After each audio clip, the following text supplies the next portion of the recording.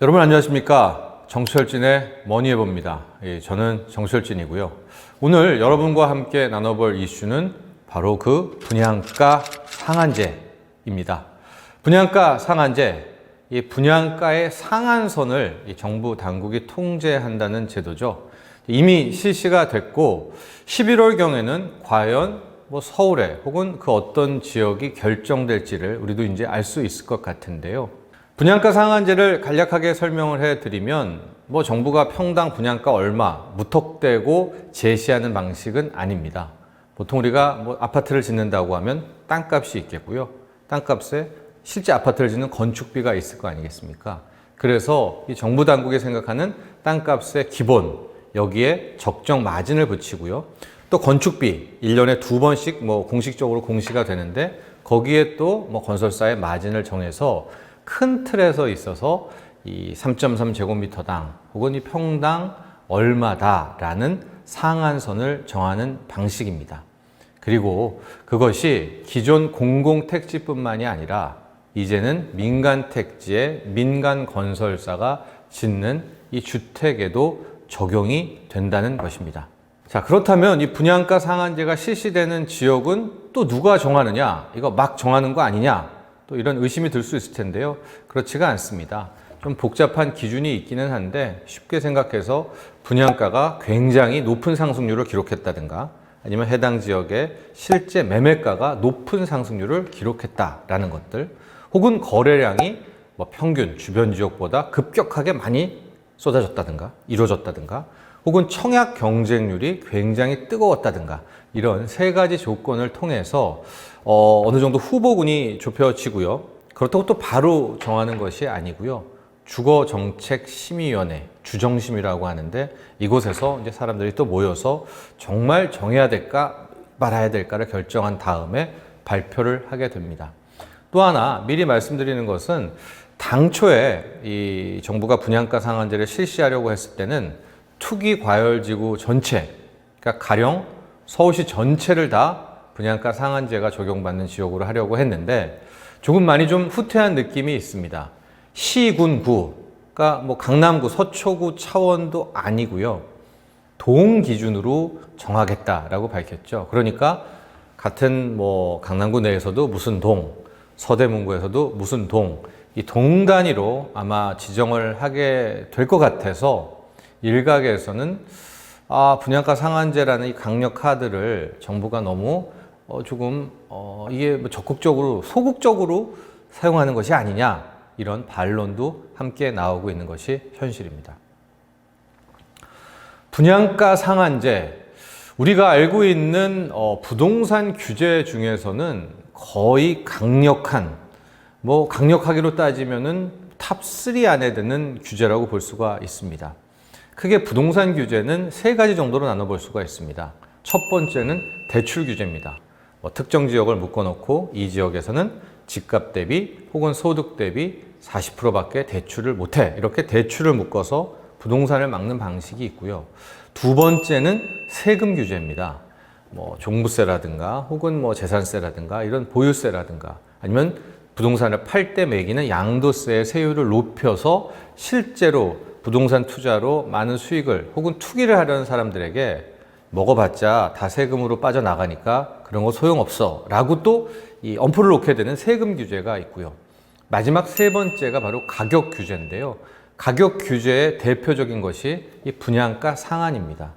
실제적으로 이 민간 시장에 정부가 큰 틀에서의 가격에 이 가이드라인을 제시하기 때문에 분양가 상한제는 단기적으로 굉장히 폭발력이 있는 규제라고 할 수 있고요.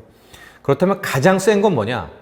여러분도 잘 알겠지만 바로 분양가 원가 공개입니다. 실질적으로 이 아파트, 이 집값의 원가가 얼마인지를 정부가 공개하라고 강제하는 건데요. 현재 서울에 10억 하는 아파트 원가는 어느 정도 될까요? 아마도 그 원가가 공개되면 정말로 집 사려는 사람들 절대 안 살 것 같은데, 이번에 실시가 되는 이 분양가 상한제는 그 분양가 원가 공개 바로 밑에 그만큼 강력한 규제라고 할 수 있습니다. 자, 그런데요, 여기서 우리가 생각해 볼 문제가 있습니다. 이 정도로 강력한 규제이니까 뭐 바로 쓰면 집값을 잡을 수 있을 거 아니냐라고 장담하거나 뭐 확신을 혹은 자신감을 가질 수 있겠지만 그렇게 강력한 만큼 부작용도 만만치 않기 때문입니다. 이 대표적인 것이 공급 축소입니다. 가령 이런 것이죠. 앞으로 이제 해당 지역의 분양가 상한을 정해놓게 된다면 재건축 혹은 재개발을 추진했던 조합들은 실질적으로 분양가가 높아서 이 많은 일반 분양하는 사람들이 상대적으로 높은 가격에 들어와야 뭐 이익과 마진이 남을 수가 있겠죠. 근데 정부가 이렇게 분양가 상한을 정해가지고 분양가, 일반 분양가들을 낮추게 된다면 실질적으로 마진이 떨어져서 이 보통 분양가 상한제가 실시되게 될 경우에는 공급 축소라는 부작용이 나오게 됩니다. 자, 그런데 이 서울의 혹은 대한민국의 현재 모습을 보면 공급은 향후 그닥 그렇게 많이 늘어날 것 같지는 않은데 거의 단기 유동성이 1,100조 원에 넘을 정도로 돈은 많이 풀렸단 말이죠. 그럼 이런 시점에서 분양가 상한제를 실시한다라고 하면 이 많은 돈들은 오히려 앞으로 공급 축소를 예상하고 먼저 들어올 수가 있기 때문에 우리는 분양가 상한을 통해서 집값을 떨어뜨리려는 효과를 기대하지만 오히려 역설적인 현상도 나올 수가 있다는 그런 부작용이 있습니다. 두 번째는 바로 로또 청약의 부작용을 들을 수가 있는데요. 분양가 상한제의 핵심 목표는 이겁니다. 이제 속속 새로 분양되는 아파트들의 분양가의 상한을 정해서 이 시세 대비 더 싸게 눌러놓게 되면 주변에 있는 높은 가격의 아파트가 저렇게 분양가가 낮네 하면서 주변 시세가 함께 떨어지는 것을 기대하는 게 바로 분양가 상한제인데요. 정반대의 현상도 나올 수가 있기 때문입니다. 무슨 얘기냐면 이 분양가 상한을 통해서 분양된 아파트는 일단 싸게 분양이 됐는데 시세 가격은 높단 말이죠. 그럼 원래의 목적은 높은 시세가 싼 분양가를 쫓아가야 되는데 그렇지가 않고 이 싼 분양가가 오히려 높은 시세를 따라서 올라가게 될 경우 이 분양가 상한제를 통해서 청약 당첨된 사람들은 많게는 앉아서 4억 넘는 시세 차익을 당첨과 함께 얻게 되는 그야말로 로또를 맞게 되는 그런 효과가 나오게 됩니다. 바로 이것을 일명 로또 청약이라고 하는데요. 현 상황에서 지금처럼 단기 유동성이 많이 풀린 상황에서는 또한 많은 국민들이 아직까지는 이 부동산에 대한 소위 말하는 좀 사랑이 식지 않은 상황에서는 이 로또 청약의 문제는 상대적으로 클 수밖에 없습니다.